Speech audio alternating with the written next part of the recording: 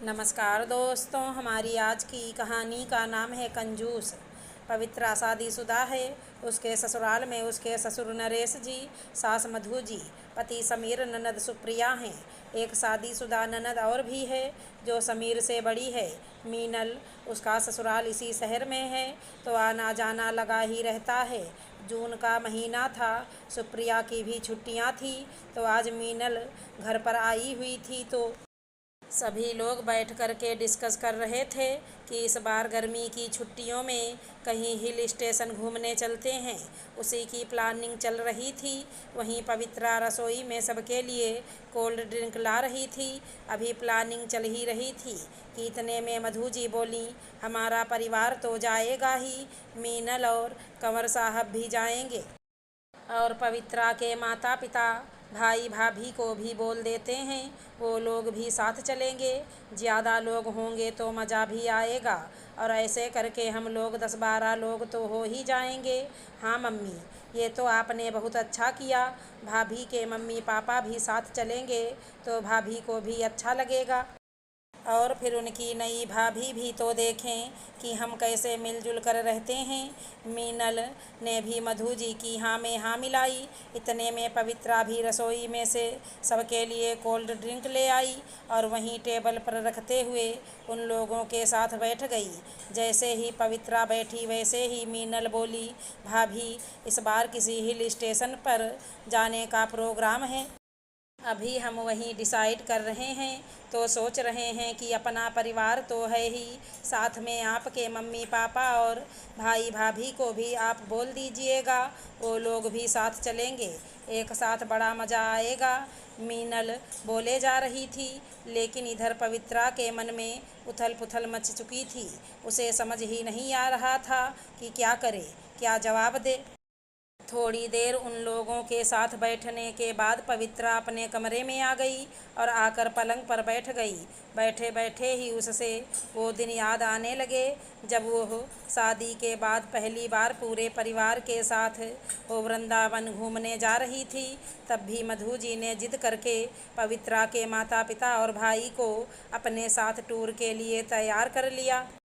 तब भाई की शादी नहीं हुई थी। पवित्रा की मम्मी ने कितना मना किया था कि समधन जी, आप लोग मज़े करो, हम लोगों का भला वहाँ क्या काम।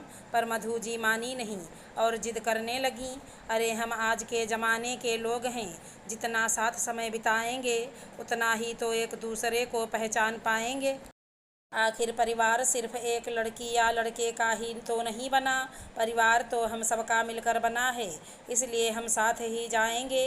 मधु जी से उच्च विचारों को सुनकर मम्मी पापा बहुत इम्प्रेस हुए थे और उनके साथ जाने को तैयार हो गए। पवित्रा के छोटे भाई अमन के प्रैक्टिकल नज़दीक थे, पर बहन के ससुरालियों के साथ जाना था, इसलिए जैसे तैसे एप्लीकेशन देकर छुट्टी लेकर साथ गया था।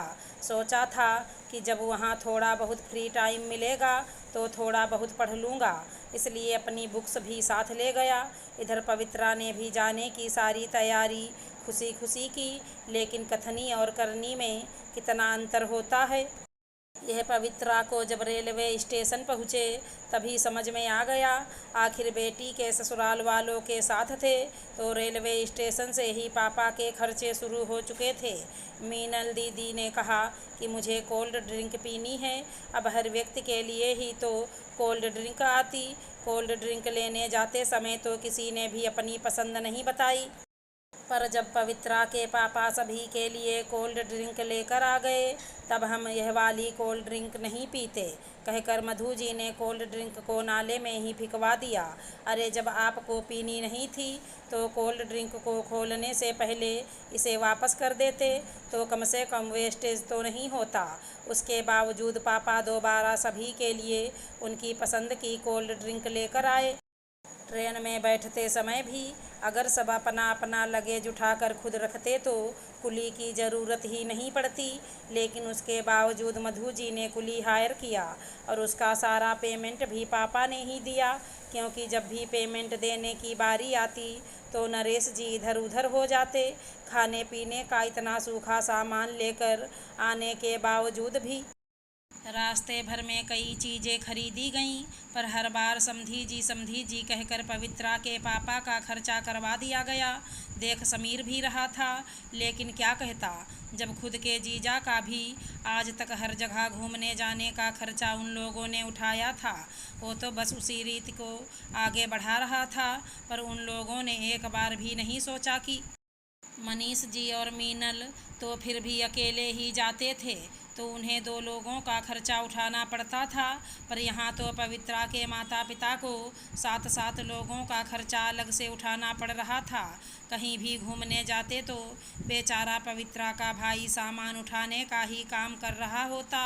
उसने कोई एंजॉयमेंट तो किया नहीं, पढ़ाई भी हो नहीं पाई, बस कुली बनकर रह गया और पवित्रा की ससुराल वालों की चाकरी करता फिरा। देखकर पवित्रा को बुरा तो बहुत लगता, लेकिन कहती क्या, मम्मी ने साफ मना कर दिया था। यूँ कह सकते हैं कि सिर्फ आने जाने का खर्चा ही इन लोगों ने दिया था, बाकी रहना खाना पीना सारे खर्चे पवित्रा के परिवार वालों ने उठाए थे, तो गलत नहीं था। इसलिए पवित्रा का बिल्कुल मन नहीं था कि दोबारा इन लोगों के साथ घूमने जाए। इन लोगों से तो यह भी नहीं हुआ कि एक बार तो पवित्रा के माता पिता से पूछ लेते कि समधी जी चलिए हिसाब बराबर ही बांट लें।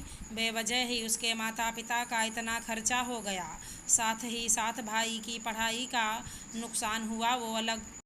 उसी दिन पवित्रा ठान चुकी थी कि कभी फिर कहीं इन लोगों ने घूमने का प्लान बनाया तो साफ मना कर देगी कि वो अपने मायके वालों के साथ घूमने नहीं जाएगी। इसलिए आज जब इन लोगों ने घूमने जाने की बात की तो पवित्रा का सिर चकराने लगा था।